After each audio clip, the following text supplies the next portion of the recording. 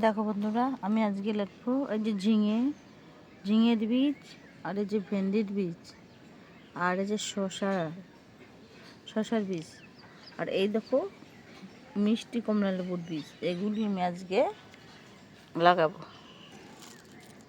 এ দেখো ঝিঙের বীজ লাগাবো।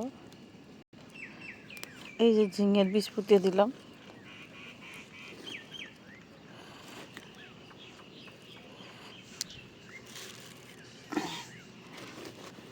দেখো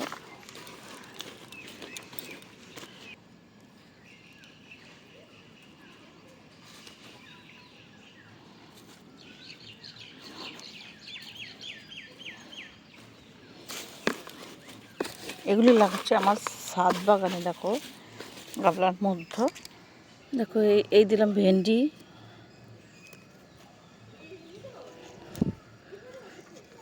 ভেন্ডি গাছ অটোমেটিক রয়েছে, তাও এইগুলি ভালো হচ্ছে না, এই জন্য আবার দিলাম পরে। দেখো এই দিলাম শসা,